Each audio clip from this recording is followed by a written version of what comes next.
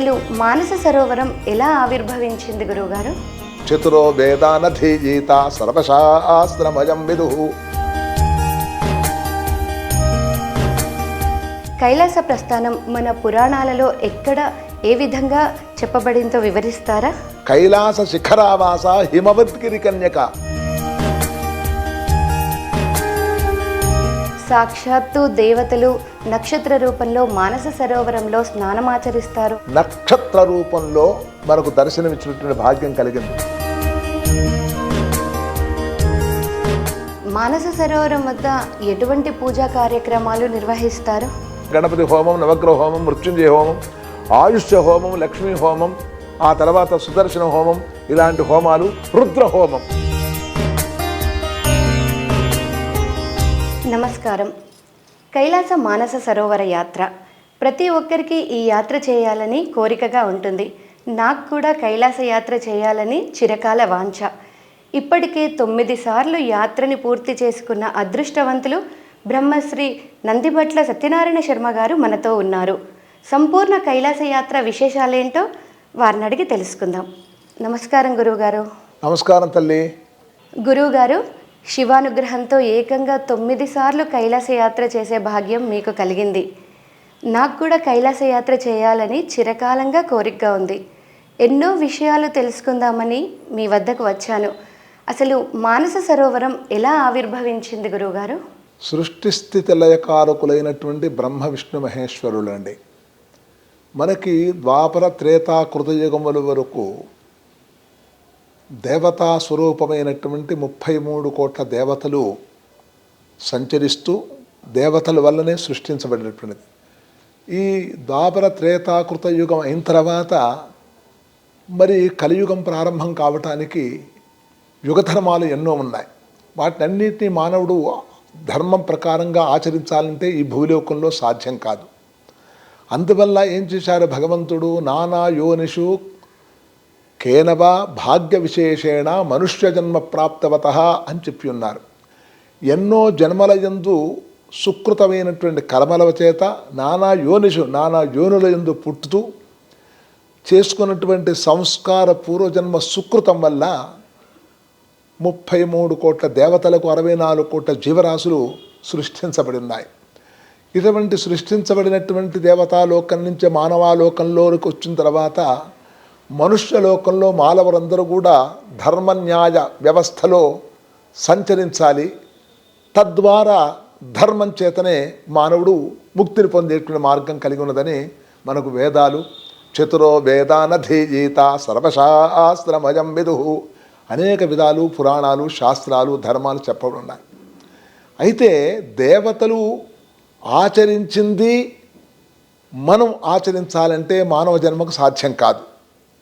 అలా కాకుండా దేవతలు ఏదైతే చెప్పి ఉన్నారో వేద ప్రమాణికంగా ధర్మ ప్రకారంగా సాహిత్యము, సంగీతము, నృత్యము, నాట్యము ఇటువంటి కళలలో ఒక కళను దైవశక్తిని కూడా ఒక కళనగా భావించి మనకు ఎన్నో ఇతిహాసాలు చెప్పి ఉన్నారు. మానస సరోవరము కేవలం బ్రహ్మదేవుడి యొక్క మనస్సంకల్పం కలిగింది. అసలు సృష్టి ఎందుకు జరిగింది అనేటువంటి క్వశ్చన్ మనం తీసుకున్నట్టయితే బ్రహ్మదేవుడి వల్లనే సృష్టి జరిగింది. బ్రహ్మదేవుడి యొక్క కుమారులైనటువంటి సనక, సనందన, సనత్కుమార సంజాతులు మొత్తం 12 మంది. ఈ 12 మందులలో కూడా 4 మాత్రమే ప్రసిద్ధి ఖ్యాతి పెంచారు. అందువల్లనే ఖ్యాతిలో చరిత్రలో ఈ 4 మాత్రమే ఉన్నారు. వీళ్ళంతా కూడా బ్రహ్మదేవుడి యొక్క పుత్రులు గనక గొప్ప తపస్సు చేస్తూ ఆ తపస్సులో నిమగ్నమై ఆచరిస్తూ ఉన్నారు. ఇట్టి సమయంలో 12 సంవత్సరాలు ఏకధాటిగా తపస్సులో కూర్చున్నారు.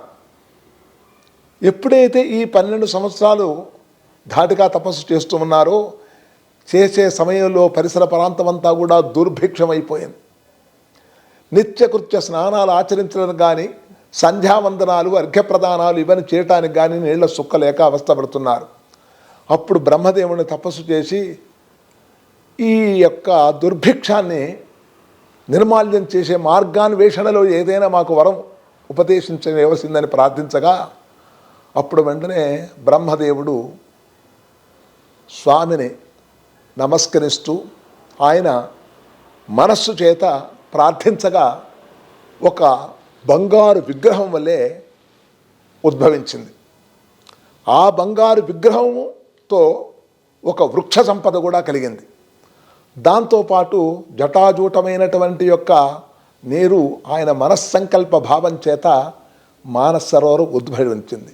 తద్వారా దేవతలందరూ కూడా ఆ మానస సరోవర తీర్థం చేత స్నానాదులు, అర్ఘ్యపాదులు, మరి నిత్యకర్మలు, అగ్ని కార్యములు ఇలాంటి కార్యాలు సరపడం వల్ల భక్తి శ్రద్ధలతో ఆ బ్రహ్మమానస సరోవరం అనేటువంటి ఉద్భవం కలిగినట్టు ప్రధాన కారణం. అందువల్లనే భగవంతుడి యొక్క బ్రహ్మదేవుడు మనస్సునందు పుట్టినటువంటి సరోవరం కనుకనే మానస సరోవరం అని దీనికి పేరొచ్చిందండి. ఇది చాలా విఖ్యాతమైనటువంటిది, ఎంతో విశిష్టమైనటువంటిది. అటువంటి యొక్క మానస సరోవరములో దర్శనం చేసుకున్న మాత్రములో, స్నానం చేసిన మాత్రములో, మానవ జన్మలో ప్రోక్షణ మాత్రం చేసిన మాత్రంలోనే సర్వ పాపాలు కూడా నశిస్తాయని వేద ప్రమాణం ఉంది. కనుక మన శరీరంలో అనేకమైనటువంటి పాపాలతో కూడుకున్నది. ఈ పాపాలన్నిటి కూడా మనం ఏం చేయాలి? దాన్ని త్యజించి పాప పరిహారం చేయడానికి మార్గాన్వేషణలో మానవుడు ప్రయత్నం చేయాలి. కేవలం ఏదో ఉన్న మానవుడు ఉద్యోగం చేస్తున్నాం, సంపాదించుకున్నాం, తింటున్నాం, పడుకుంటాం, లేటున్నాం, ఇది యొక్క విధానం కాదు. మానవ జన్మ ఎత్తినందుకు మానవ జన్మ సద్భావం చేత మానవుడిలో చైతన్యం కలగటానికి అనేకమైనటువంటి ఇతిహాసాలు, పురాణాలు, వేదాలు, శాస్త్రాలు, ధర్మాలు మనకు తెలపబడి ఉన్నాయి. వాటిని మనం అనుసరించి చేస్తుంటే ఉన్నటువంటి గంగా, యమున, సరస్వతి, కృష్ణవేణి, బాహుధా, భీమరథి, తుంగభద్ర, రేణుక, మలాపహారి, కావేరి, కృతమాల, తామ్రపర్ణి, విశోక, కౌశికి, గౌండికి, విచిత్రక, వశిష్ఠప్రవర, కాశ్యపి, సరయు, సర్వపాప, కుషావతి, ఫలుగుని, కరతోయ, పుణ్యనది సమస్త తీర్థాలన్నీ కూడా నిలబడి ఉన్నాయి. ఈ సమస్త తీర్థాలలో అన్నిటికంటే కూడా మానస సరోవరం అనేది బ్రహ్మదేవుడి యొక్క మనస్సు నుంచి ఉద్భవించినటువంటి సరోవరం కనుక దానికి అంత ప్రాధాన్యతను, అంత శక్తి కలదని కూడా మనకు వచ్చింది.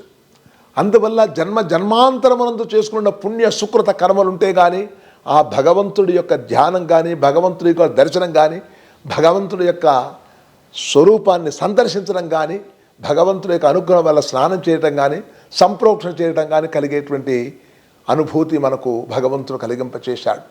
కనుక మానస సరోవరంలో యన్మయా దుఃఖమసాధూనాం పాపేభ్య ప్రగ్రహ, మానవుడు ఎన్నో పాపాలు చేస్తూ ఉంటాడు కనుక ఆ పాపాలన్నీ కూడా ఒక్కమారు స్నానం చేసిన మాత్రంలోనే పాపాలన్నీ భస్మీకృతమవుతాయని, జన్మాంతర పాపాలు తొలుగుతాయని కూడా మనకు వేద ప్రమాణం కూడా ఉంది. అటువంటి వేద ప్రమాణమైనటువంటి దాంట్లో మృత్తికా స్నానాలు కావించుకొని, జల సంప్రోక్షణ కావించుకొని, బ్రహ్మ సంకల్పంలో సంకల్పం చెప్పుకొని చక్కగా స్నానం చేసినట్టయితే ఆ బ్రహ్మదేవుడి యొక్క మనస్సులో కోరిక నుంచి వచ్చినటువంటి సరోవరంలో స్నాన ప్రభావం చేత దశపూర్వేషాం దశాపరేషాం మద్వంశానాం సర్వేషాం పితॄణాం నరకాత్ ఉత్తీర్య శాశ్వత బ్రహ్మలోకే నిత్య నివాసిత్యర్థం, సమస్తమనకు 33 కోట్ల దేవతల చేత మానవుడు తరింపచడానికి, ఉద్ధరింప చేయటానికి అనేకమైనటువంటి ఇతిహాసాలలో చెప్పినట్టుగా నైమిషారణ్యమనందు శమనకాది మహర్షులందరూ కూడా సూతుల వారికి అష్టాదశ పురాణములు ఉపదేశం చేశారు. ఈ అష్టాదశ పురాణాలలో కూడా మానస సరోవరం గురించి కూడా కొంచెం ఉద్భవం చేశారు. ఆదిశంకర స్వాముల వారు పిన్న వయసులోనే నడకతో యాత్ర చేస్తూ మానస కైలాస పర్వతాన్ని కూడా వెళ్ళాడు. ఆయన వెళ్ళటంతోనే సాక్షాత్తుగా శివరూపుడే సాక్షాత్తుగా ప్రత్యక్షించి ఆ ఈశ్వరుడి యొక్క అనుభూతిని సాక్షాత్తుగా పొందగలిగినటువంటి ఆదిశంకర స్వాముల వారు.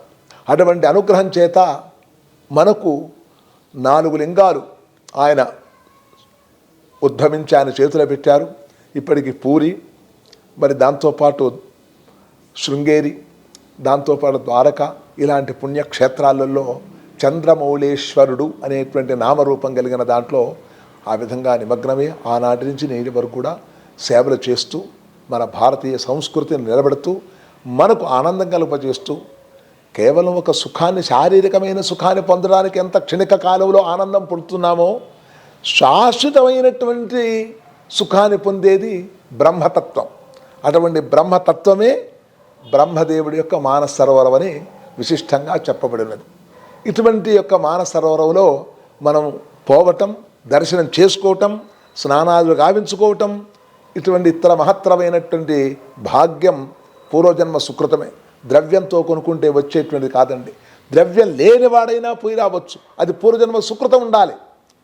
కనుక యా దత్తేషు భాగ్యం, పూర్వజన్మ సుకృతం ఉంటేనే ఆ భాగ్యం లభిస్తుంటుంది. నాకు ₹1,00,00,000 ఉన్నాయి అయినా వెళ్ళలేడు.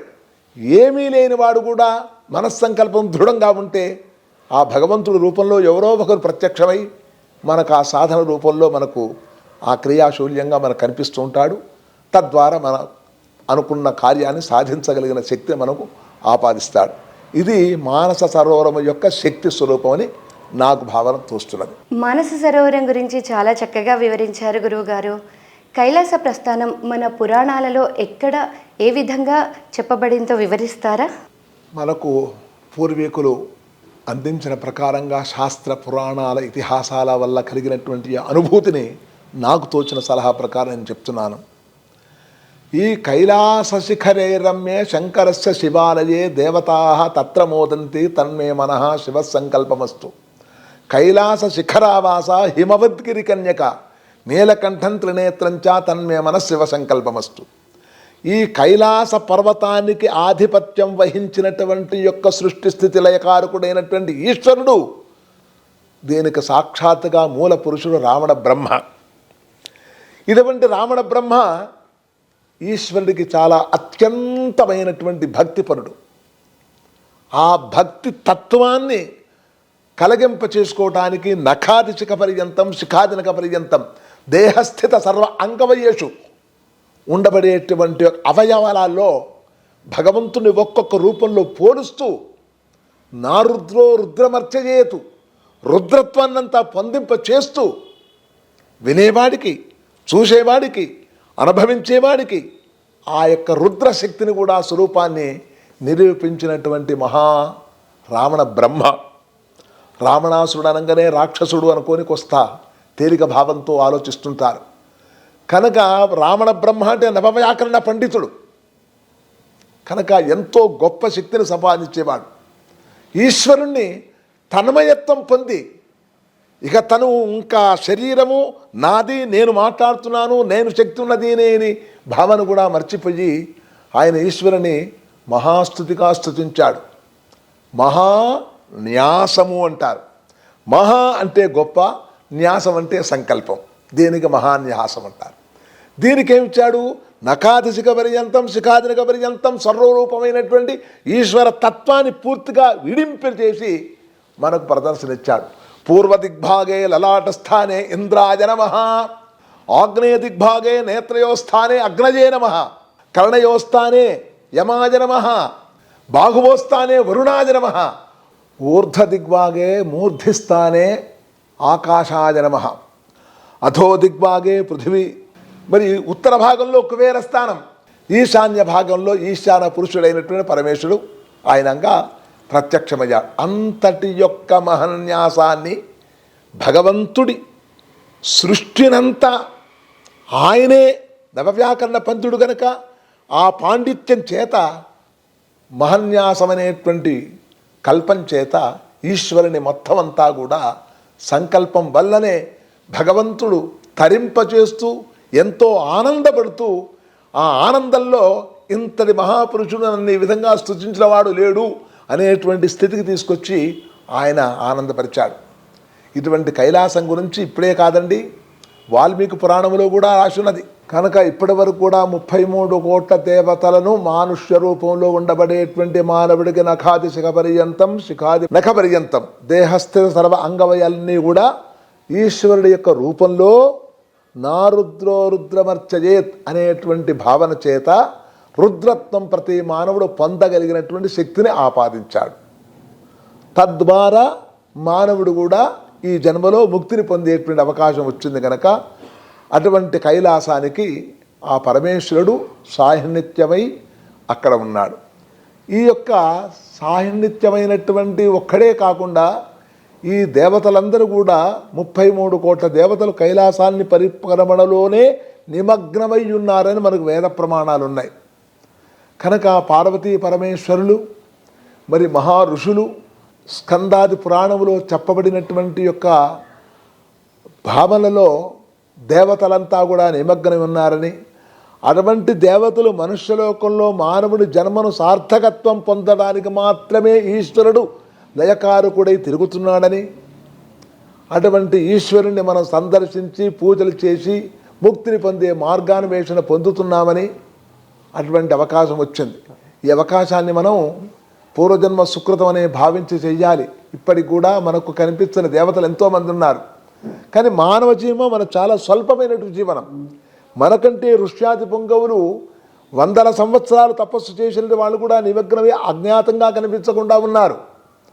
వాళ్ళంతా కూడా మీరు అక్కడి పోండి, కైలాస పర్వతం సమీపించగానే శివనామస్మరణ జరిగినట్టే ఆ యొక్క భావమంతా కూడా ప్రతి గాలిలో, ప్రతి రూపంలో, ప్రతి దెనలో మనకు చెవులకు వినినట్టుగా, కళ్ళకు కనిపిస్తున్నట్టుగా భావం కలిగిపోతుంది. కనుక ఇహ శరీరం అన్ని కూడా మనం మారిపోతాం. కేవలం భగవంతుడి యొక్క రూపంలో ఉండబడేటువంటి ఆపాదించి ఆయన దర్శనం చేసుకొని ఆయన మోక్ష ప్రదానం కలగటానికి కావలసిన శక్తిని వినియోగం చేసి మన జన్మను సార్థకం చేసుకోవాలని ప్రతి మానవులో చైతన్యం ఉంది. అటువంటి చైతన్యం కలిగినటువంటి కైలాసం చాలా గొప్పది.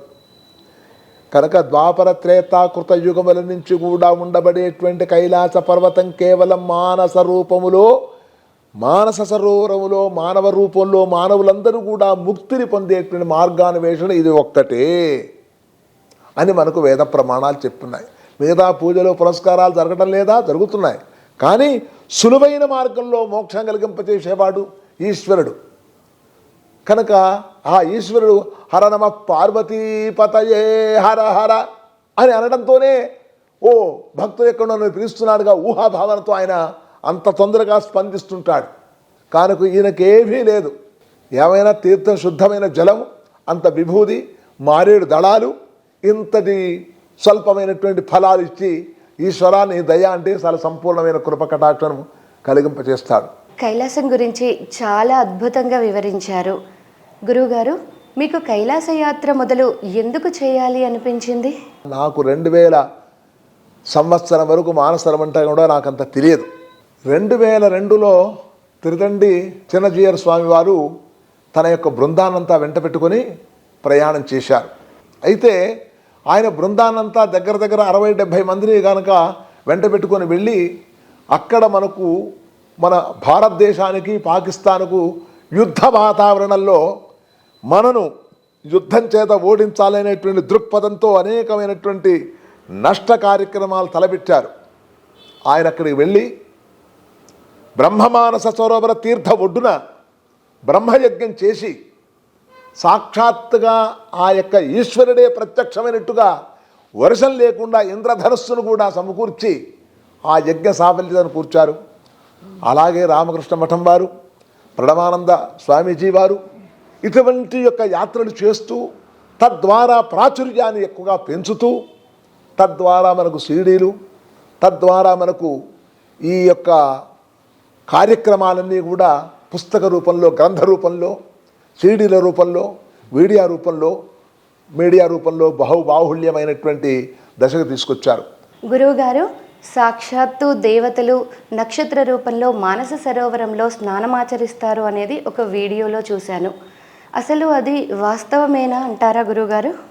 మనకు పురాణాలు, ఇతిహాసాలు చెప్పడమే కాదండి, ప్రత్యక్ష సాధనలో కూడా ఆ బ్రాహ్మీ ముహూర్తం అనగా 3-3:30 ప్రాంతంలో నుంచి 4:30-5 ఆ ప్రాంతంలో ఈ యొక్క బ్రహ్మదేవుడి యొక్క స్వరూపంలో నక్షత్ర రూపంలో మనకు దర్శనమిచ్చినటువంటి భాగ్యం కలిగింది. మేము 2:30 ప్రాంతంలో నదీ తీరంలోనే కాస్త శారీరక కావలసినటువంటి రక్షణ వస్త్రాలు ధరించుకొని అలా వేచి ఉన్నాము. మా అదృష్టం బాగుండి భగవంతుడు కృపగలిగి మాకు 3:30-4 ఆ ప్రాంతంలో ఒక పెద్ద నక్షత్ర రూపంలో జ్యోతిలాగా వచ్చిందండి. అయితే మేము కూడా ఒక్కసారి వర్షం పడుతున్నప్పుడు మేఘావృతమైనటువంటి అప్పుడు ఎలా సౌండ్ వస్తుందో ఆ సౌండ్తో జ్యోతి రూపంలో రావటంతోనే ఆ చుట్టుపక్కలన్నీ కూడా అడవి కుక్కలు ఉంటుంటాయి. వాటికి పవర్ ఎక్కువ ఉంటుంది. దృష్టి దగ్గర ఒక 1/2 కిలోమీటర్ వరకు ఆ పవర్ కనిపిస్తుంది. వాడికి ఆ కుక్కలు మరగడంతోనే ఆశ్చర్యమైపోయి మేము చూసి అటువైపు చూశారు. జ్యోతి రూపంలో, నక్షత్ర రూపంలో, దివ్య రూపంలో, దీప రూపంలో వచ్చి ఆ విధంగా కొంత 2 నిమిషాలు రెప్పపాటు మాత్రంలోనే వచ్చి ఆ సముద్ర నదీ తీరానికి వచ్చిన తర్వాత సముద్రంలో ఆ ముహూర్తములో బ్రహ్మమానసరవులో ఐక్యమై పొందినారు. అది మా కళ్ళారా మేము చూసినటువంటి దృష్టాంతం. ఇది మాకు చాలా అనుభవపూర్వకంగా జరిగినట్టు. ఇది మానసరవులో దేవతలు కూడా ప్రత్యక్షంగా బ్రాహ్మీ ముహూర్తంలో జ్యోతి రూపంలో వచ్చి దర్శనమిచ్చి ఆ యొక్క బ్రాహ్మ మానస సరోవరంలో సమైక్యం పొందారని ఇతిహాసాలు మేము ప్రత్యేకంగా చూడటం జరిగిందండి. గురువుగారు, ఈ 2026 సంవత్సరంలో కైలాస యాత్ర చేస్తే 12 సార్లు కైలాస యాత్ర చేసిన ఫలితం అని చెప్తున్నారు. ఈ సంవత్సరానికి అంత ప్రత్యేకత ఏంటి గురువుగారు? ప్రతి ఒక్క నదీ తీరానికి 12 సంవత్సరాలు పుష్కర కాలం వస్తుందండి. ఆ పుష్కర కాలం వచ్చే గురుడితో యుక్తంగా 33 కోట్ల దేవతలు అక్కడ నదీ తీరంలో సంచరిస్తుంటారని, ఆ దేవతలను ఆరాధన చేయటం వల్ల మనకు ముక్తి పొందుతుందని, ఇహము పరము కలుగుతుందని శాస్త్ర ప్రమాణం, ఆర్యోక్తి. కానీ ఇక్కడ మానసరోవరానికి జైనులు కానీ బౌద్ధులు కానీ వీళ్ళ మతాలందరికీ కూడా అశ్వ సంవత్సరం అంటారు. ఈ అశ్వ సంవత్సరానికి 12 సంవత్సరాలు ఒక్కమారు ఈ యొక్క పుష్కర కాలం వస్తుంది. 12 సంవత్సరాలు ప్రయాణం చేస్తే ఏ ఫలితం లభిస్తుందో ఈ యొక్క 2026 సంవత్సరంలో ప్రయాణం చేస్తే ఆ 12 సంవత్సరాల ఫలితం లభిస్తుందనే యొక్క ప్రమాణం ఉందండి. తద్వారా మనం ఒక్కమారు వెళ్ళొస్తే 12 సంవత్సరాలు చేసినంత ఫలితం. ఇప్పుడు నేను చూడండి 11 సార్లు 12 సార్లు వెళ్ళాలంటే ఇంత ఆయాసపడుతున్నాను.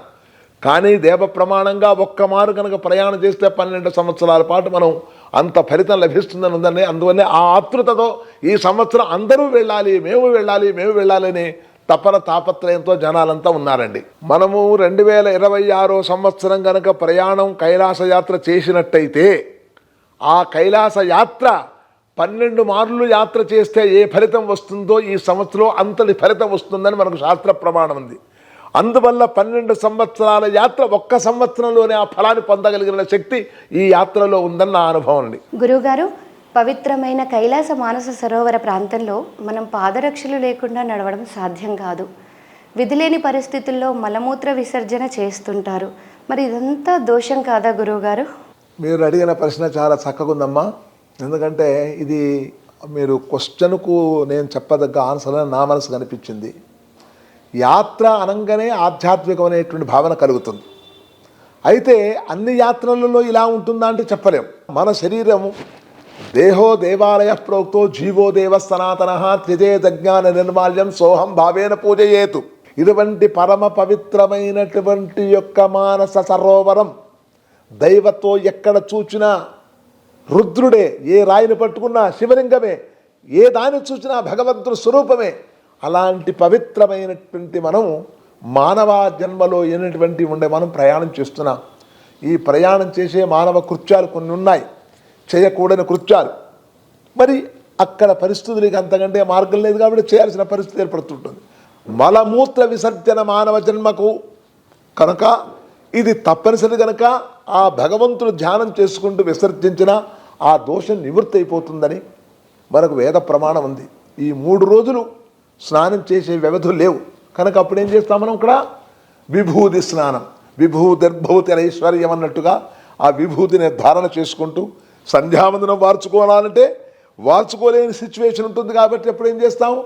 మానసికమైనటువంటి సంధ్యావందనం వారుస్తూ, మానసికమైన సూర్యావనే మానసికమైనటువంటి అర్ఘ్యమిస్తూ, మన నిత్యకృత్యమైనటువంటిగా కార్యక్రమాలు కాలగతుకు చేసుకుంటూ చక్కగా 3 రోజుల ప్రయాణం చేసుకుంటూ మనం చేసే ముందు ఇక్కడ ఆ యమద్వార ధర్మరాజు నుంచి కైలాసాన్ని వెళ్ళాలి కనుక ఈ మానవాకృత్యంగా ఒక్క పూట మనం తిరిగే శక్తి మనకు లేదు కనుక 3 రోజులు ప్రయత్నం చేస్తే అది కష్టం మీద పరిక్రమణ చేయాలి కనుక పరిక్రమణలో ఉండబడేటువంటి మానవ లోపంలో ఉండబడేటువంటి కూడా హర్షించి మనను కాపాడే ఉండేటువంటి కానీ నాకు తోచిన అనుసంధానం చెప్పాను. గురువుగారు, కైలాస మానస సరోవర యాత్రకు సంబంధించి తమరొక ప్రత్యేక సంకల్పం రాశారని తెలిసింది. ఒకసారి ఆ సంకల్పం ఏంటో తెలియజేస్తారా గురువుగారు? చాలా సంతోషం అండి. అది మనం 3 రోజుల పరిక్రమణ గురించి చెప్పుకుంటూ వచ్చాం. కానీ ఆ లోపాలు మానవ జన్మం ఎత్తిన తర్వాత శారీరకమైనటువంటి ధర్మం ఏవైతే ఉన్నాయో ధర్మాలను కూడా వినియోగించకపోతే మానవుడు సృష్టి లేదు కనుక వాటినంటే శాంతపరచుకోవటానికి ఆ మార్గం ఏమిటి అని కూడా మీరు క్వశ్చన్ వేశారమ్మా. నాకు చాలా ఆనందంగా అనిపించింది. నా యొక్క బుద్ధికి పదును పెట్టి ఏం చేస్తే బాగుంటుందని చెప్పి నా ఆలోచన కలిగిన వాడి అనేకమైన గ్రంథాల పరిశీలన చేసి నేను ఒక గ్రంథం రాశాను. ఏమని గ్రంథము? పవిత్ర కైలాస మానస సరోవర యాత్ర. నాకు అనుభూతి కలిగినటువంటి భావాన్ని నేను వ్యక్తపరిచాను. ఇటువంటి యొక్క గ్రంథంలో మనం చూడండి, ఒక్కొక్క ప్రదేశానికి వెళ్ళినప్పుడు ఒక్కొక్క సంకల్పం ఉంటుంది. అలాగే ఒక్కొక్క రాష్ట్రానికి ఒక్కొక్క దానికి ఏ విధంగా సంకల్పాలు కలుగుతాయో ఈ మానస సరోవరానికి కూడా ఒక సంకల్పం ఉంది. ఎవరైనా రేపు ఉత్తరోత్తర భవిష్యత్తులో ఆ మానస సరోవరం దర్శనం చేసుకోవాలి, వెళ్ళాలి, పరిక్రమ చెయ్యాలి అనే మనోభావన కలిగినప్పుడు నేను చెప్పిన సంకల్పాన్ని మీరు విన్నా పర్వాలేదు. కనుక అలాంటి యొక్క సంకల్పం దృష్టిలో పెట్టుకొని మనం ప్రయాణం చేస్తే మనకు సులభతరమైనటువంటి మార్గంలో పరిక్రమణ చేయగలమనేటువంటి శక్తి మనకు ఆపాదిస్తుందని నా భావన.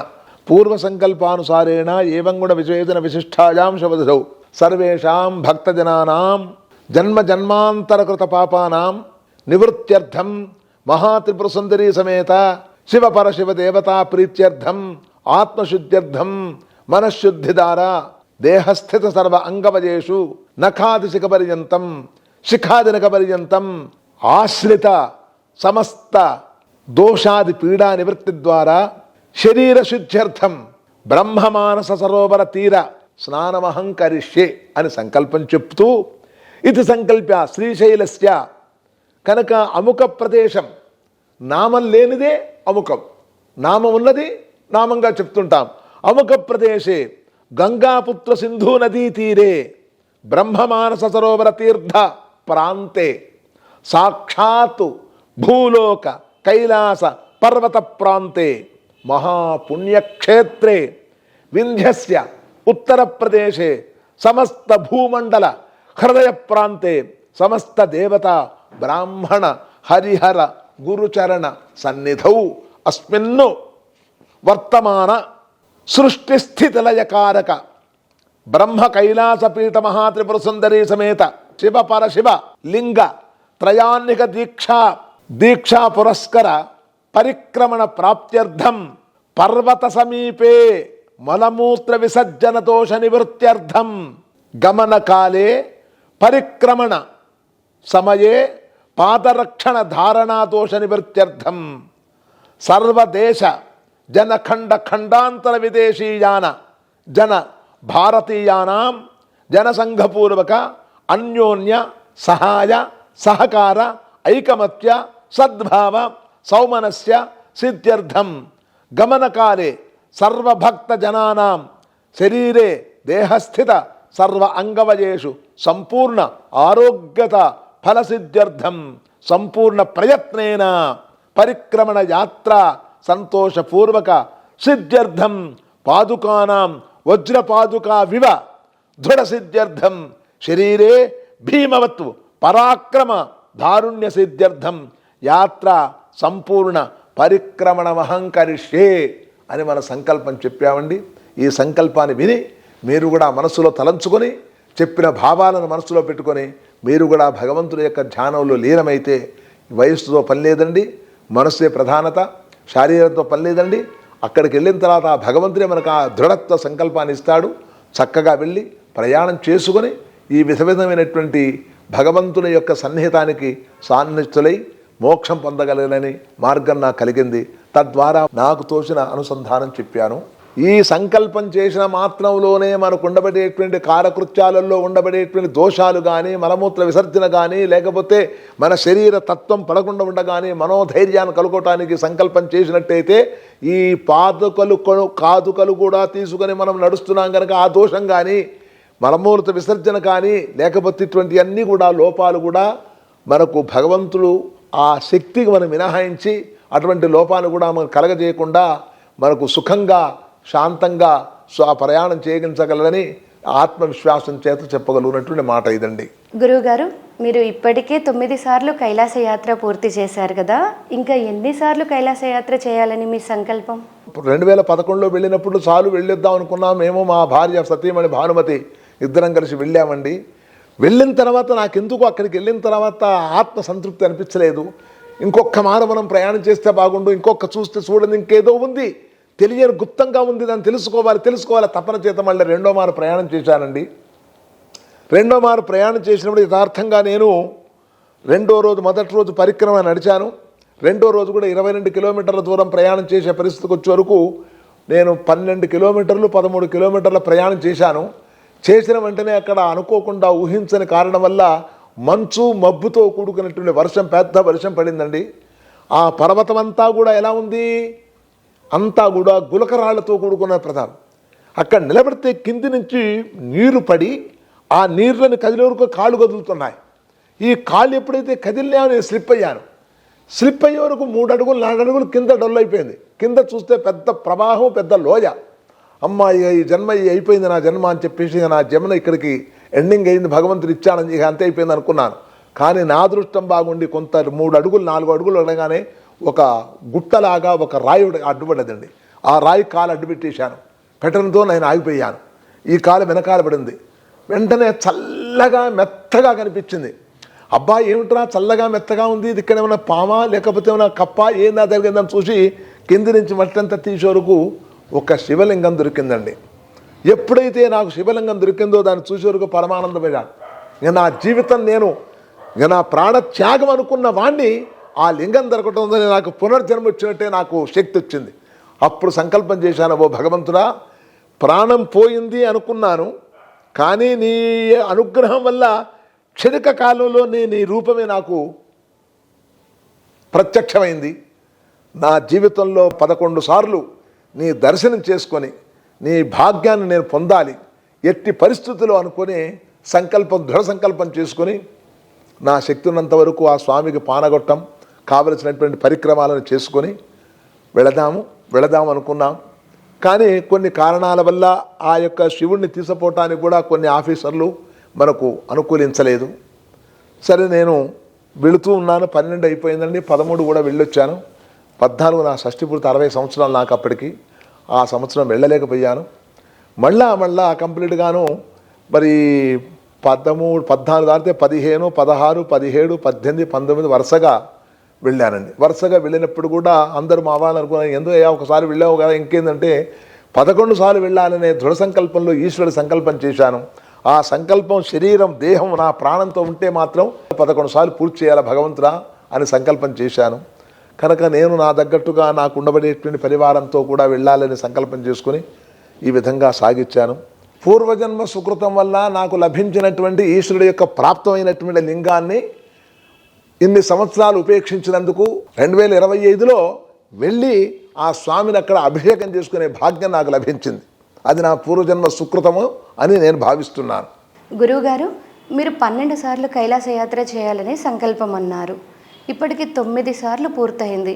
10, 11, 12 అంటే ఇంకా 3 సార్లు కైలాస యాత్ర చేయాల్సి ఉంది కదా, మరి ఎప్పుడు పూర్తి చేయాలి అనుకుంటున్నారు? నా వయోభారం చేత 72 సంవత్సరాలు కనుక ఇంకా కాలాన్ని పెంచుకుంటే నేను చేయలేనేమన్న భయం ఉంది నాకు. ఎట్టి పరిస్థితుల్లో ఈ సంవత్సరంలోనే జూన్ మాసం 1, మరి వీలైతే జూలై కానీ లేకపోతే ఆగస్టు కానీ సెప్టెంబర్ కానీ ఈ 4 నెలల్లో 3 పర్యాయాలు చేసుకున్నట్టయితే 12 సంవత్సరాలలో 12 మార్లు ఆ స్వామిని దర్శనం చేసుకుంటే నా జీవిత ధ్యేయం పూర్తి అవుతుందని సంకల్పిస్తుంటున్నాను. ఆ భగవంతుడు నా అనుగ్రహం కావాలని నేను కోరుకుంటున్నాను. గురువుగారు, మానస సరోవరం వద్ద ఎటువంటి పూజా కార్యక్రమాలు నిర్వహిస్తారు? మామూలుగా మహాన్ సరోవరం అంటే మహాన్యాసం చెప్తామండి. రావణ ప్రీతిగా, ఈశ్వరుడి యొక్క ప్రీతిగా, రావణ బ్రహ్మ సృష్టికర్త కనుక ఆయన చేసినటువంటి యొక్క సంకల్పం మహాసంకల్పం మహాన్యాసం చెప్పి నమ్మకం పూర్తిగాను చెమక ఒక అధ్యాయం అలా 11 మార్లు అభిషేకం చేస్తామండి. అభిషేకం అవ్వడంతోనే వాళ్ళందరికీ కూడా తీర్థప్రసాదాలు గ్రహించడం అవుతుంది.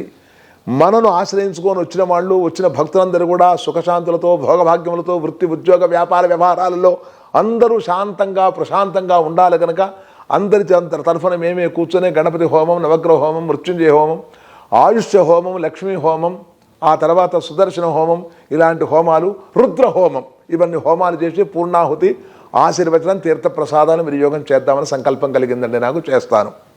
గురువుగారు, చాలా మందికి డబ్బు ఉంటుంది కానీ ఏదైనా అనారోగ్య పరిస్థితుల వల్ల కైలాస యాత్ర చేయలేకపోవచ్చు.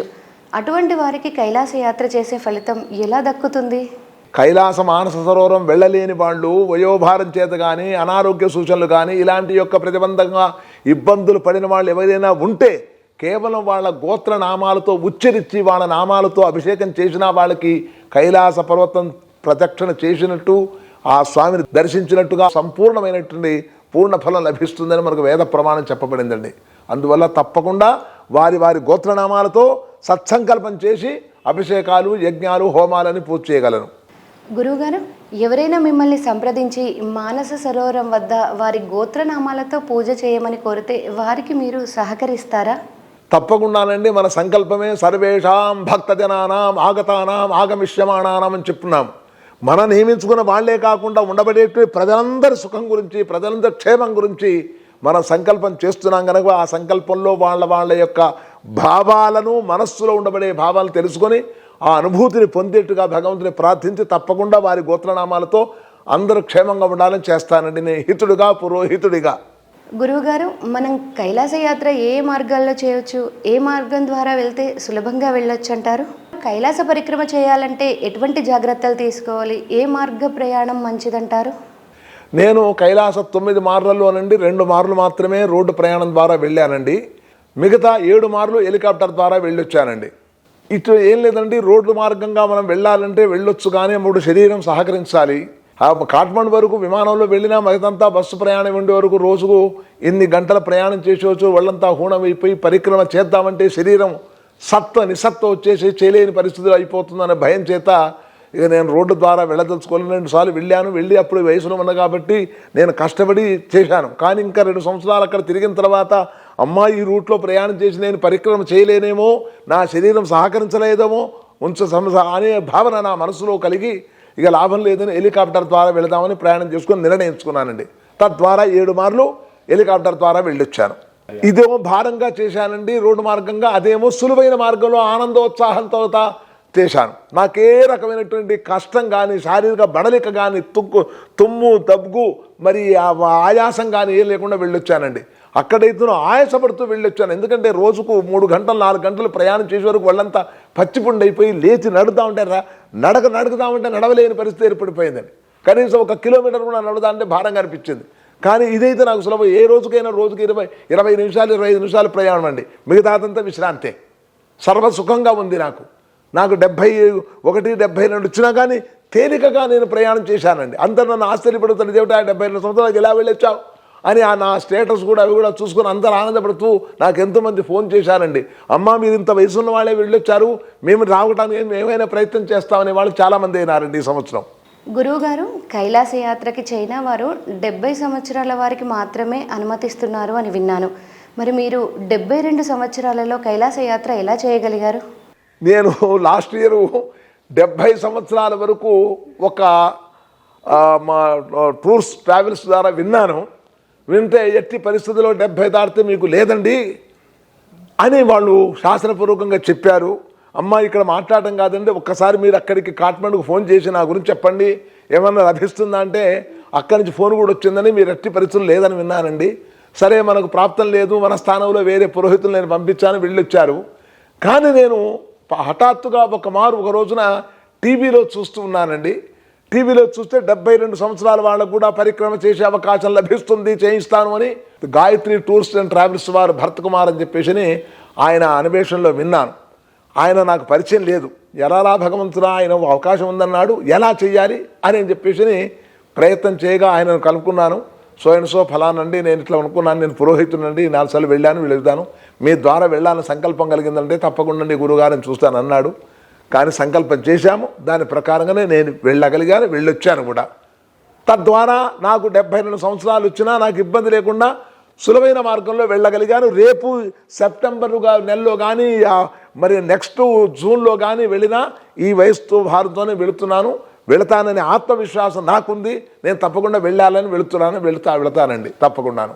మనం భగవంతుని మనస్ఫూర్తిగా ధ్యానం చేసుకుని సుసంకల్పం కానిచ్చుకొని భగవంతుడి ధ్యానంలో భగవంతుని నేను ఎలానైనా సరే మానస సరోవర పరిక్రమ చెయ్యాలి, మానస సరోవర దర్శనం కావాలి అని సంకల్పం చేసుకుంటే ఆ భగవంతుడే మన మనసులో చేరి మనకు అటువంటి శక్తిని, మనకొట్టి యుక్తిని, బుద్ధిని మనకు ప్రసాదిస్తాడు. తద్వారా మనం తేలికైన మార్గంలో ప్రయాణం చేయవచ్చని ఆత్మవిశ్వాసం నాకు నెలకొల్లిందండి. గురువుగారు, నేను కైలాస యాత్రకు రోడ్డు మార్గం ద్వారా వెళ్ళాలి అనుకున్నాను. నాకు తెలిసిన వారు రోడ్డు మార్గం ద్వారా వెళ్తే చాలా ఇబ్బందిగా ఉంటుంది అని చెప్పారు. అది వాస్తవమే అంటారా? రోడ్డు ద్వారా వెళ్ళినప్పుడు 11, 12 సంవత్సరాలలో వెళ్ళినప్పుడు 18 రోజులు పట్టిందండి ఫస్ట్. తర్వాత రాను 14 రోజులకు కేటాయించారండి. ఆ 2 సార్లు 14, 18 రోజుల ప్రయాణం చూసిన తర్వాత ఇదైతేనే 9 రోజులండి, 9 రాత్రులు 10 పగళ్ళు. అటువంటి ద్వారా విమానం ద్వారా నేను వెళ్ళానండి. నాకు ఎక్కడ 20 నిమిషాల కంటే ఆ ప్రయాణం ఇబ్బంది కలగలేదు. ఆ ప్రస్తుత వాతావరణం మనకు సెట్ అయిపోగానే వెంటనే అక్కడి నుంచి వెండిపోయాం, కానీ అక్కడ ఉండాలని రూల్ కూడా కనిపించలేదు. ఒక తక్లాకోట చేరిన తర్వాత బాడీ ఫిట్నెస్ గురించి ఒక రోజు మొత్తం అక్కడ విశ్రాంతి తీసుకొని ఉన్నాము. తద్వారా వెళ్ళొచ్చాము, సులభంగా జరిగిందండి. ఇది మాకు చాలా క్షేమకరంగా సులువైనటువంటి మార్గంలో ఉంది. శరీర బడలిక లేకుండా ఉన్నది. మనం ఎక్కడికప్పుడు హైట్ పెరుగుతున్న కొద్దీ కొంచెం టైం తీసుకొని అక్కడ విశ్రాంతి తీసుకొని వెళ్ళొచ్చాము. చాలా సులువైన మార్గంలో రాగలేమండి. చాలా ఆనందదాయకంగా ఉంది నాకు. కనుక మీరు కూడా వయస్సు మీరిందని అనుకోకుండా అందరూ భక్తులందరూ కూడా మీరు దీని ఆయన అనుగ్రహం ఉంటే తప్పకుండా మీరు కూడా చేయగలరు అనే ఆత్మవిశ్వాసం పొందగలరు. కనుక ఇంతవరకు కూడా బస్సులో మనం ప్రయాణం చేసినటువంటి శారీరకమైనటువంటి సహకరించకపోవటం కష్టం అనిపించింది. ఇదే హెలికాప్టర్ ద్వారా మనం ప్రయాణం చేస్తే సులువైన మార్గంలో ప్రయాణం చేయగలిగాను, సుఖం అనిపించింది. యాత్రకు ఎక్కడ ఆటంకం లేకుండా వెళ్ళి ఆ ప్రయాణం కూడా నేను పరిక్రమగా చేయగలిగినటువంటి శక్తి నాకు ఇచ్చాడు. చాలా ఆనందదాయకంగా ఉందండి హెలికాప్టర్ ద్వారా. గురువుగారు, హరికథ చూడమని బ్రహ్మశ్రీ ముప్పవరపు వెంకట సింహాచల శాస్త్రి గారితో మీ కైలాస యాత్ర విశేషాలను తెలియజేస్తారా? ముప్పవరపు వెంకట సింహాచల శాస్త్రి గారు కూడా మా ప్రయాణానికి ప్రధాన కర్తగా వెళ్ళి తీసుకుందామని అనుకున్నాము. ఆయన కూడా ఒప్పుకున్నాడు. దాని ప్రకారంగా ప్రయాణం చేస్తున్నామండి. ఇక్కడ వారితో నేను కోరాను, ఏమండి వచ్చారు, మేము మానస సరోవరం ఇలా వెళుతున్నాము, మీరు తప్పకుండా వచ్చేటువంటి భక్తజనులందరూ కూడా భక్తి జ్ఞాన మార్గం చేత మీ సందేశాన్ని అందించాలి. దయచేసి మీరు మా మాట కాదనకుండా రావాలని కోరానండి. కోరిన వెంటనే వారు కూడా సిద్ధం అని చెప్పేసి అన్నారు. తద్వారా వారు వస్తే ఆధ్యాత్మికమైనటువంటి చింతన ఉన్న కాలంలో కొంతకాలం భగవంతుడి యొక్క ధ్యానంలో నిమగ్నమై భగవంతుడి సేవకు ఇంకా ఉర్రూతలు ఊగుతూ ప్రయాణం చేసే శక్తిని ఆయన చెప్పే ఇతిహాసాలలో పురాణాలలో ఆయన జ్ఞానంలో ఉన్నదని నేను నమ్మి ఆ విధంగా విశ్వసించానండి. అటువంటి యొక్క భాగ్యం వచ్చిన వాళ్ళకి, ఆయన వచ్చినందుకు మాకు, తీసుకొచ్చినందుకు మీకు, విన్నందుకు, చూసినందుకు, కన్నందుకు భగవంతుడు అనుగ్రహం సంపూర్ణంగా అందరికి కలగాలని కోరికతో చేస్తున్నామండి. జూన్ నెలలో 2026 జూన్ 28వ తారీఖున ఇక్కడి నుంచి సంకల్పం చేసుకున్నామండి. ఈ సంకల్పం ప్రకారంగా మేమంతా కూడా ఆధ్యాత్మిక యాత్ర అనే సంకల్పం చేసుకున్నాము. ఆ సంకల్పంలో భక్తులు కూడా మాకు తోచిన ప్రకారంగా ఇప్పటికీ ఒక 60 మంది వరకు సమూహంగా కూరారు. మేము కూడా ఈ గ్రూపును 92 మంది కంటే ఎక్కువ పెట్టుకోదలుచుకోలేదు. ఆ 92 మందిలో ఇంకా 32 మంది మీకు రావాల్సిన వాళ్ళు ఉన్నారు. తద్వారా మేము వెళ్ళి ఈ కార్యక్రమంలో నిమగ్నమై ఆ కార్యక్రమం చేయదలుచుకున్నామనండి. గురువుగారు, కైలాస యాత్ర అనేది చాలా కష్టమైన యాత్ర. ఈ యాత్రలో కొంతమంది మరణిస్తారని భయపెడుతున్నారు. అది ఎంతవరకు నిజమంటారు? మరణ వార్తలు మాత్రం ఎక్కడ వినలేదండి. ఇది మనం అనుకుంటాం కదా, కైలాస పర్వతం అనగానే ఒక భయం అనేది మనుషులలో మానవుడి మనుషులలో ఏర్పడింది. భయం లేదండి. భయం ఉన్నట్టయితే 72 సంవత్సరాలు నేను ఎలా వెళ్ళి వస్తానండి. కనుక భయం లేదు. మీరు ధైర్యంతో చక్కగా మా ప్రయాణం చేయవచ్చు, చేసే అవకాశాలు ఉన్నాయి. ఆధునికమైనటువంటి కృత్రికమైనటువంటి వాహనాలు ఉన్నాయి. సంపూర్ణమైనటువంటి భావంతో మనం వెళ్ళవచ్చు. ఏ రకమైన ఇబ్బందులు పడాల్సిన పని లేదు లేదు లేదు. ఇంతవరకు నిర్దిష్టమైన భావంగా నేను చెప్తున్నాను.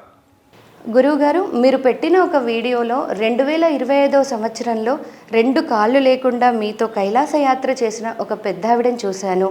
ఆవిడని ఎలా తీసుకెళ్లారు గురువుగారు? రోడ్డు ప్రయాణం అంటే కూడా సాధ్యం కానిది.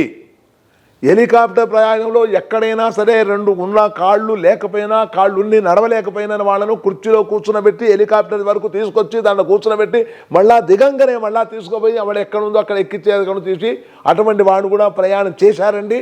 అటువంటి వాళ్ళు షుగరు, బీపీ ఇటువంటి వాళ్ళు కూడా వచ్చారండి. ఏ రకమైనటువంటి ఇబ్బందులు పడకుండా సాధ్యమైనంత వరకు మానవ ధర్మమైనటువంటి ధర్మాలతో వెళ్ళి హాయిగా ప్రయాణం చేసి వచ్చారు. ఇది మాత్రం నగ్న సత్యమే. గురువుగారు, కైలాస యాత్ర ఒకప్పుడు మన భరతవర్షం, భరతఖండం, జంబూ ద్వీపంలో ఉండేది. కానీ ఇప్పుడు టిబెట్లో చైనా వారి ఆధీనంలో ఉంది కదా, మరి పర్మిట్లు, వీసాలు ఎలా తీసుకోవాలి? ఈ సంకల్పం మాత్రం గాయత్రి టూర్స్ అండ్ ట్రావెల్స్ ద్వారానే భరత్ కుమార్ అధినేత అండి దీనికి, ఆయన ద్వారానే సంకల్పించాము. ఈ 3 పర్యాయాలు వారి ద్వారానే వెళ్ళి రావాలనే సంకల్పంలో ఉన్నానండి. అందరికంటే కూడా ఎందరూ ఏ విధంగా ఉండబడేటువంటి వాళ్ళు కూడా ఇక్కడి నుంచి హైదరాబాద్ నుంచి నేపాల్ వరకు, నేపాల్ నుంచో లేకపోతే కాఠ్మండు నుంచో లక్నోను అంతవరకు కూడా ఏజెంట్గా తీసుకొని ఇక్కడి నుంచి తీసుకొని అక్కడ ఉండేటువంటి ఏజెంట్లు మొత్తం ఉంటారండి అక్కడ. ఇక్కడి నుంచి నేపాల్ టు మానస సరోవరం, లక్నో టు మానస సరోవరం, ఇటువంటి ఏజెంట్లను వాళ్ళు చూసి ఈ భక్తులందరూ తీసుకొని వాళ్ళకి అప్పగిచ్చేస్తారండి. వీళ్ళు ఇక్కడ వచ్చేస్తారు, వాళ్ళు అక్కడ ఉంటారు. అక్కడ తర్వాత ఏం జరుగుతుందో వాడికి తెలియదు, వీడికి తెలియదండి. కానీ భరత్ కుమార్ అనేవాడు అట్లా కాదండి. ప్రతి రూట్లో, ప్రతి టూర్లో ఆయన ఉండి మొత్తం భక్తులతో పాటే ఉండి చూయించి తిరిగి తీసుకొచ్చి మళ్ళా తెంచేంత వరకు ఆయన బాధ్యతగా స్వీకరిస్తారు. కాబట్టి ఆయన యందు నాకు ఆసక్తి, ఆయన యందు ఉండబడేటువంటి కృతజ్ఞతాభావం, ఒక దృఢ విశ్వాసం. నాకు ఏ రకమైన ఇబ్బందులు వచ్చినా కానీ ఆయన తలుచుకొని పరిష్కారం చేయగలడు. గతంలో నాకు తెలిసినంత వరకు అతనికి ఒకసారి ఇలాగే ఆయన ప్రయాణంలో ఒక హార్ట్ పేషెంట్ వస్తే కూడా ఇబ్బంది అయితే కూడా మొత్తం ఛేదించి ఆయన దగ్గరుండి హాస్పిటల్లో చేర్చి మళ్ళా హాస్పిటల్ నుంచి హైదరాబాద్ తీసుకొచ్చేంత వరకు ఆయనకు ప్రత్యేకించి శ్రద్ధ తీసుకుని ఉన్నాడండి. అటువంటి వాళ్ళు దేవుడు ఎక్కడో లేడయ్యా భరతు, నీలోనే ఉన్నాడని చెప్పేసి స్పష్టంగా వాళ్ళు నా కళ్ళ ముందరే చెప్పి నమస్కారం చేసిన పోయిన వాళ్ళు ఉన్నారండి. అటువంటి బాధ్యత స్వీకరిస్తున్నాడు కాబట్టే గాయత్రి టూర్స్ ద్వారానే వెళ్ళాలనే సంకల్పం, దృఢ సంకల్పం ఉందండి. అందుకనే దీనికే ఎక్కువ మక్కువ నేను చూపిస్తున్నానండి. నేను చూపించడమే కాకుండా నాకు తెలిసినటువంటి బంధువులు, తెలిసినటువంటి భక్తులు, తెలిసినటువంటి పురోహిత వర్గంలో ఉన్నవాళ్ళు అందరికీ నేను చెప్తున్నానండి. గురువుగారు, మొన్న కార్తీక మాసంలో మా ఇంట్లో రుద్రాభిషేకం చేయించుకున్నప్పుడు మా ఇంటి పురోహితులు మహన్యాసం చెప్తూ ఒక శ్లోకంలో కైలాస శిఖరే రమ్యే శంకరస్య శివాలయే అని వచ్చినప్పుడు నాకు కైలాస యాత్ర చేయాలని ఉంది అని ఆయనతో చెప్పాను. ఆయన కూడా నాకు వెళ్ళాలి అని ఉంది అని ప్రస్తావించారు. కానీ నేను అంత డబ్బు ఖర్చు పెట్టలేనమ్మా అని బాధపడ్డారు. ఒక్క పురోహితుడు కైలాస యాత్ర చేస్తే ఎంతోమంది వారి యజమానులకి కైలాస యాత్ర గురించి చాలా గొప్పగా వివరిస్తారు కదా. అటువంటి పురోహితులకు, అర్చకులకు, మహాపండితులకు ఏదైనా ఖర్చు తగ్గే ఆర్థిక వెసులుబాటు ఉంటే బాగుంటుంది అనిపించింది. తప్పకుండా వైదిక వృత్తిలో ఉన్నవాళ్ళు, గుడి పూజారులు కానివ్వండి, వేదాధ్యయనం చేసిన పండితులు కానివ్వండి, స్మర్తలు కానివ్వండి, వాళ్ళు ఎవరైనా కైలాసమాన సరోవరం వెళ్ళాలి అనేటువంటి భావన కలిగిన వాళ్ళు ఎవరైనా ఉంటే వాళ్ళందరూ కూడా నన్ను ఒక్కసారి సంప్రదించండి. నాకు హితుడు మరి అటువంటి యొక్క భరత్ కుమార్ను కూడా నేను సంప్రదించి మీ ప్రయాణానికి నా చేయూతనిచ్చే సహకారం ఉన్న టికెట్ దాని వ్యాల్యూడ్ మీద ప్రకారంగా చూసుకొని 1,00,000 రూపాయలు వైదిక వృత్తి కుటుంబాలకు మాత్రం రాయితీ ఇవ్వగలనండి. నాకు ఆత్మవిశ్వాసం ఉంది. నా మాట ఎందు కృతజ్ఞతాభావంతో ఆయన కూడా ఒప్పుకుంటాడనే ఆత్మవిశ్వాసం ఉంది. మీరు ఎవరైనా సరే, అయ్యా నేను పురోహితునండి, నేను వెళ్ళాలని ఉందండి, నాకు ఆర్థిక ఇబ్బందులు ఉన్నాయండి అని వచ్చిన వాళ్ళందరిలో మీకు ఎవ్వరు వచ్చినా 1,00,000 రూపాయల వరకు మేము రాయితీ ఇచ్చి మేము ప్రయాణం చేయించగలమండి. అటువంటి ప్రయాణం చేయించడానికి మనం సంప్రదించవలసిందిగా కోరుతున్నాను. గురువుగారు, కైలాస మానస సరోవర యాత్రా విశేషాలని మీ అమూల్యమైన సమయాన్ని వెచ్చించి మాకు తెలియజేశారు. మీకు ఆ కైలాసనాథుని అనుగ్రహంతో ఇంకా 3 సార్లు కైలాస యాత్ర చేయాలనే మీ సంకల్పం నెరవేరాలని, ఈసారి నేను కూడా మీతో కలిసి యాత్ర చేయాలనే నా కోరిక నెరవేరాలని కోరుకుంటూ ధన్యవాదములు గురుగారు. శంచమే భజశ్చమే ప్రిజంచమే కామస్తమే కామస్తమే సౌమనసత్తమే భద్రంచమే శ్రేజస్తమే వత్సత్యమే చతత్యమే అనేటువంటి వాక్యం చమక వాక్య ప్రమాణం ఉంది. ఆ ప్రమాణం వల్ల ఆ భగవంతుడు 33 కోట్ల దేవతల అనుగ్రహం యాత్రికులందరూ కూడా కలిగి సర్వే జనాః సుఖినో భవంతు, సర్వ సుఖానుభవ సిద్ధిరస్తు, యాత్రా సంపూర్ణ ఫల సిద్ధిరస్తు. హర నమః పార్వతీపతయే హర హర మహాదేవ హర శంభో తవారాధనం. హరికథ చూడామణి బ్రహ్మశ్రీ ముప్పవరపు వెంకట సింహాచల శాస్త్రి గారితో కైలాస మానస సరోవర యాత్ర జూన్ 28, 2026. సంప్రదించండి 8977349696.